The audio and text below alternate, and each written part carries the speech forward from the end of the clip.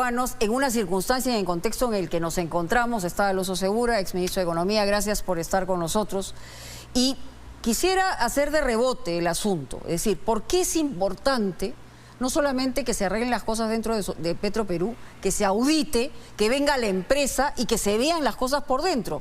No ha sido suficiente que cambie el señor Chávez con el señor de la Torre, porque además han estado vinculados y juntos.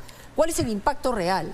Sí, bueno, gracias Mónica por la invitación. Lo primero es la empresa más grande del Perú, pero ha tomado 4.300 millones de dólares de deudas, y estas deudas tienen unos gatillos, unas condiciones. Unas condiciones. Si a determinada fecha no hay auditoría, se produce lo que es aceleración de pagos. Es decir, o sea, le exigen pagar más rápido, de inmediato. En vez de pagarlo en 10 años, 7 años, 15 años, tiene que pagarlo de inmediato. Claro. Y pagar 4.300 millones de dólares. Imposible. Además de todo ¿Qué pasaría? Lo que implica, ¿Quebraría Petroperú? Petroperú quiebra. Eso es lo que va a ocurrir, va a poner en un dilema al Ministerio de Economía y Finanzas si sale a rescatar a Petroperú. Pero igual, Petroperú ya perdió el grado de inversión, ya es grado especulativo, lo que se conoce como bono basura. ¿Y no se puede revertir eso, sí? No, y lo que han anunciado las clasificadoras de riesgo es que si esto continúa va a seguir descendiendo, con lo cual hace más difícil que Petroperú se pueda endeudar y pueda seguir operando. O sea, el daño está hecho. Parte del daño está hecho, pero lo que se trata es de evitar ahora esa aceleración de pagos, que va por dos canales, la auditoría y renegociar con los tenedores de bonos, con los otros tenedores de deuda. ¿Y para eso qué tendría que pasar? Tiene que ordenarse la empresa, necesitas una gerencia general competente, necesitas un director cambiar a competente. todos, sí, arriba. Bueno, probablemente a todos o casi todos. Para empezar, han conminado al ministro de Economía, han insistido en conminar, a decirle un punto de agenda absolutamente ridículo, decir, para que apoye a Petroperú, cuando el Ministerio de Economía está tratando de que se ordene la situación, ¿no? Entonces, yo creo que ahí tienen que ver el gobierno muy bien cómo limpia esa empresa y se ponen a trabajar para evitar que esto se dé, ¿no? Usted ha dicho una frase muy fuerte en una entrevista que otorgó al diario El Comercio. Ha dicho que el gobierno está saqueando, y con esas palabras lo dijo, el Estado. ¿Se ratifica en eso? Sí, mira, lo que pasa es que de repente la aclaración es fuerte, pero pongámonos en contexto. Lo que tenemos es una serie de nombramientos en altos puestos del Estado, incluyendo múltiples ministros de Estado, que tienen todo tipo de acusaciones, investigaciones, antecedentes preocupantes y que no tienen competencias para el puesto. Y ocurre eso también en muchas entidades del Estado. Y la impresión que usted tiene, como tenemos muchos, es que después de casi 50 cambios de ministros, y hablamos de funcionarios con investigaciones, con procesos y hasta con algunos con sentencias, no es solamente ineficiencia del gobierno, hay algo más ahí. Sí, es inaudito, el Estado está muy mal manejado, pero digamos, no estamos hablando, Mónica, de corrupción en el Estado, siempre ha habido y siempre va a haber, lamentablemente, pero no estamos hablando de la situación en que uno se entera tras investigaciones que alguien que parecía honesto no lo era. Acá tienes múltiple evidencia. O sea, acá ni siquiera parecen honestos desde el saque. Desde que entran, en la forma como manejan, sacan funcionarios a mansalva, el Ministerio de Cultura más de 50 funcionarios en menos de un mes y así en otros ministerios, dejan el Estado, digamos, disfuncional, no puede operar, gente que no tiene ningún conocimiento de los puestos, ninguna experiencia en la materia, y eso tiene múltiples implicancias. Primero, entonces, la sensación es que van a levantar dinero. Sí, la sensación es que van pues a ver qué es lo que... Pero aquí el responsable mayor tiene que ser quien toma la decisión final, digamos, quien señala que va a cambiar, señala que va a hacer los cambios necesarios, pero al final no los hace, que es el presidente de la República. Sí, porque lamentablemente no es un caso, no son dos casos. Hemos visto múltiples casos en cada uno de los gabinetes que ha tenido y continúan ahí.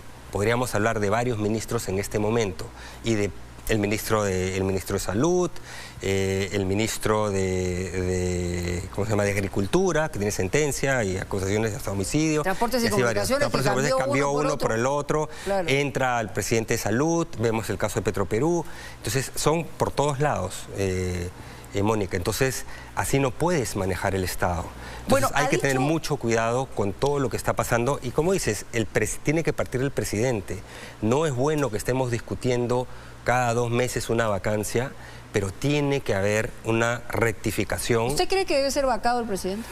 Mira, yo ahí soy más institucionalista. Yo creo que para que un presidente sea vacado tiene que cumplirse todo lo que dice la Constitución. Y la Constitución te señala pues que no lo puedes vacar simplemente porque tiene investigaciones o porque crees que no está totalmente Ahora, cargo. si el Congreso logra 87 votos, ¿podría vacarlo? Podría vacarlo, pero digamos, no es correcto que simplemente lo vaques porque crees políticamente que corresponde, pero acá parte... El mal precedente es la época de Vizcarra, digamos. Sí, pero mire el artículo del Financial Times hoy día, dice el Perú es un país ingobernable, se pregunta... Camino a ser ingobernable, Exacto. dice. ¿Y usted lo cree? Yo creo que estamos en esa ruta, pero acá hay mucha responsabilidad de las fuerzas políticas, de los distintos congresos, incluido el actual, ¿Pero qué hacer? pero acá particularmente el gobierno. La salida es que el presidente realmente tome conciencia que es el último responsable de lo que está ocurriendo en el gobierno y nombre gabinetes y digamos, altos funcionarios del Estado competentes, que se vea que son honestos, que no tienen antecedentes, etcétera, y que reenrumbe. Y que le quite con eso también presión. De 46 cambios de ministros, ¿usted cree que está en condición el presidente de hacerlo? Y se lo pregunto porque ha tenido usted la oportunidad de conversar cara a cara con el presidente Castillo, por lo menos una vez ya de presidente, y lo hizo también cuando estaba en la segunda vuelta, el candidato entonces Pedro Castillo. Entonces, ¿usted cree realmente que esa es una posibilidad real dentro del país? Yo creo que hay una probabilidad baja, realmente baja, pero ya está quemando sus últimas oportunidades de realmente reenrumbar su gobierno. En beneficio, obviamente, de todos los peruanos, pero de su propio gobierno, porque francamente nos están llevando al abismo, ¿no? Ahora, entonces, eso es muy preocupante. Mira, Mónica, sí, que tengamos récord de precios de nuestras exportaciones, como en la historia, sí, y que la economía, estemos hablando de ver si la economía te crece 3, 2, si la inversión privada se va a contraer, el Banco Central dice que va a crecer 0, que va a estar plana. En situaciones como esa, tú tienes crecimientos de doble dígito. Desde el señor Franklin, como ministro de Economía, estaban como muy felices y el presidente dice a él echar la culpa de todo, que suben los precios y realmente la situación de la economía en comparación está mejor que otros. Eso es lo que señala el gobierno. Sí, no es así, Mónica. Lo primero es, lo que hubo fue un rebote estadístico del 11 punto y pico de caída. Tú ves lo que ha crecido el último trimestre del año, que es cuando se ve la mano del gobierno. El último trimestre del año pasado, la economía ha crecido menos de 3 ya. ¿Okay? Y eso no te genera empleo. Eso ya no te genera suficiente empleo. La recuperación del empleo que ha habido es, digamos, empleo precario. El subempleo ha crecido muy fuerte.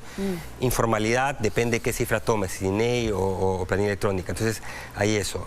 La inflación es cierto que es mayormente importada, pero lo que tú no puedes tener es una situación externa que hasta el momento ha sido tan benigna en términos de vientos de cola para el Perú, y que tengas una economía que está yendo hacia abajo. O sea, un buen gobierno estaría generando un crecimiento de ¿cuánto en el Perú?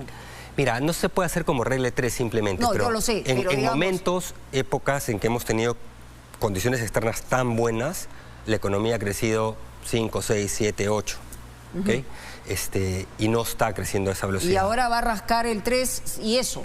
Y eso, sí, claro, y eso es terrible para los peruanos, porque eso significa menos oportunidades de empleo, empleos más precarios.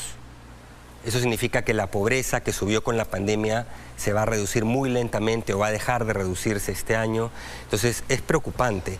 Y la gestión pública colapsando por estos manejos negligentes, como lo que es Petroperú, gente que no está capacitada, repercute en el ciudadano. Ahora, manejos negligentes probablemente no es tan duro como decir el país realmente está camino a la ingobernabilidad o estamos saqueando el Estado. O sea, hay dos cosas. La negligencia puede ser hasta, en fin, una afirmación que podrían haber tenido otros gobiernos, pero aquí estamos hablando de una cosa mucho mayor, ¿o no?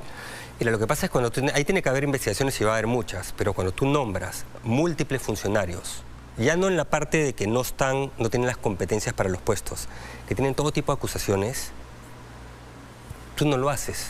¿Qué es? ¿Un modus operandi? Sí, o sea, cuando menos es tremendamente irresponsable, pero estás exponiendo recursos públicos en múltiples casos de funcionarios, como dije, con acusaciones de corrupción, de tráficos de influencias, y siguen ahí, o sea, no los remueven. No es que no lo sepas, lo sabes y continúan. Eso es terrible. Pero eso es complicidad. Mira, yo no soy abogado, pero es ciertamente irresponsable. No, yo no hablo de delito, hablo de las circunstancias. Sí, Obviamente el Poder Judicial y la Fiscalía se encargan de la investigación. Pero cuando hablamos de precios, por ejemplo, yo lo he escuchado muchas veces al presidente decir, a mí me echan la culpa del alza de precios. Y quisiéramos también entender el tema de esta inestabilidad política, ¿qué es lo que genera? ¿Hay factores externos? Sí. El precio del barril del petróleo está más alto, el precio de la gasolina está más alta, el gas, etcétera, etcétera. Pero también hay otros factores. Mira, si lo separamos, el que la economía crezca menos de lo que debería, el que haya menos oportunidades de empleo de lo que debería, el que la pobreza no se reduzca a la velocidad que debe, etcétera, todo eso es responsabilidad de un gobierno que no tiene políticas claras, adecuadas, que tiene, ya hemos dicho, cuadros que no son competentes en los puestos, pero el ministro etcétera. de Economía, digamos, ¿siente usted que está empoderado o no? Déjame, solo termino y paso a eso. Correcto. El tema de la inflación es diferente. Ya. El tema de la inflación sí es un tema importado. Así como los vientos de cola te generan más actividad económica que estamos desperdiciando, te genera subida de precios. Es una ola global. Y esto que está ocurriendo, la invasión rusa a Ucrania, te va a generar un nuevo espiral de subida de precios. La única pregunta es de cuánto. ¿Por qué? Porque Rusia y Ucrania son productores de gas natural, de petróleo, pero otras cosas. Entre los dos tienen 30% de la producción mundial de trigo, de maíz, de materias paladio, gas neón para chips. El efecto que eso tiene sobre subida de precios se va a ver en distintos lados del mundo. Entonces, la parte precios sí no es imputable directamente. Ahora, ¿cómo lidias con eso? Sí. O sea, ¿qué tipo de políticas tienen para mitigar de manera focalizada en los más afectados? Que no lo están necesariamente haciendo. Pasemos al tema del ministro de Economía. Yo quisiera saber, porque todo el mundo habla bien de él, pero en todo caso parece una especie de isla dentro del gabinete. O sea, no sé si el presidente lo escucha, ¿no? Sí, mira, lamentablemente el ministro de Economía, yo lo conozco, ha trabajado conmigo, es una persona muy competente, pero cualquier ministro de Economía, el ministro de Economía, si quieres, en materia económica es como que el cerebro en el gobierno. Sí, claro.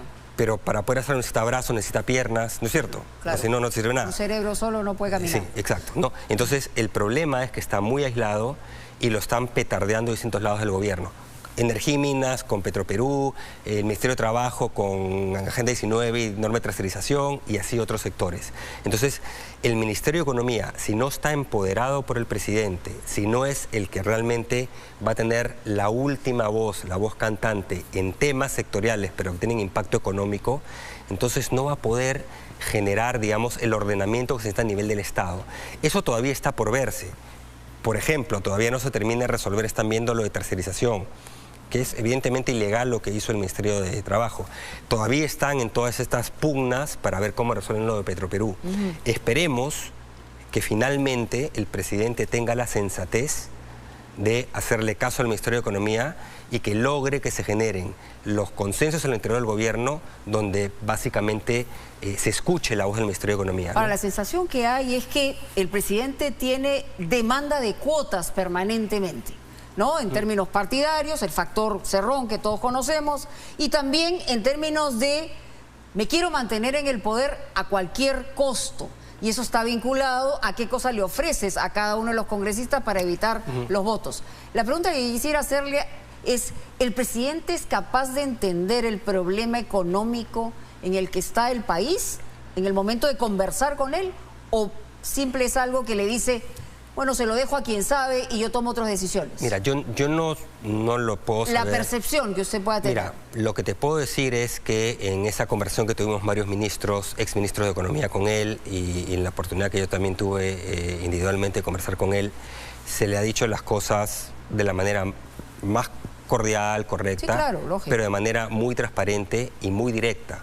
Es decir, no es que nos hemos guardado las preocupaciones que teníamos sobre la conducción de la política económica, las propuestas de su gobierno, después la conducción. Toda la información se le ha dicho, ¿de acuerdo? Ahora... ¿Reacción hubo o no hubo reacción? No, básicamente él escuchaba, por ahí hace alguna repregunta, pero básicamente escuchar. Pero la información le llegó y le llega de distintos lados también. Entonces, no es un tema acá de acceso a información, es un tema de actuar sobre la información que tienes. ¿De acuerdo? Y tiene que actuar. Si el presidente considera que porque pone un ministro tecnocrático y lo rodea de una serie de ministros que no tienen competencias para los puestos y que tienen muchos antecedentes muy dudosos, claro, el Estado no va a caminar y eso solo va a perjudicar a su gobierno, pero a través de eso a todos los peruanos. Quiere decir que Graham y Velarde, que es BCR y el Ministerio de Economía, son una especie de islas que en realidad no tienen ninguna posibilidad de conducirse en la medida que no haya un todo. Mira, yo voy a poner el ejemplo. Yo digo, me pongo en los zapatos del ministro de Economía y digo, yo volteaba y tenía un Jaime Saavedra, tenía un Piero Gessi, tenía un P. Gallardo, un Milton Mojese. O sea, y yo volteo y digo, lo miro a él y digo... ¿A dónde volteo? Claro, o sea, ¿a dónde volteo? La inversión pública se está cayendo en picada. ¿Y qué vas a hacer con ese Ministerio de Transportes, ese Ministerio de Agricultura? ¿Y la inversión privada también? La inversión, ¿O no hay inversión pero te privada? digo por lo que es gestión directa del gobierno, ¿no? Sí. Entonces dices, ¿y qué haces, no? Inversión privada parte de que generes confianza. ¿Cómo vas a generar confianza cuando hay todos estos escándalos semana tras semana? Y eventualmente se irá viendo cuáles tienen sustancia, cuáles no, pero son demasiados y con personas, has pasado tú lo del señor Pacheco, sí, que ciertamente desafía, no sé, sentido común, muchas de las cosas, ¿no? Sentido común. Ofende, ¿sabes? La inteligencia muchas veces, digamos, una cosa de ese tipo. Ya no sé cómo graficarlo. Entonces, es preocupante realmente si es que el presidente no se da cuenta. Y ojo, yo digo, está ya quemando sus últimas balas. ¿Qué piensa el primer ministro?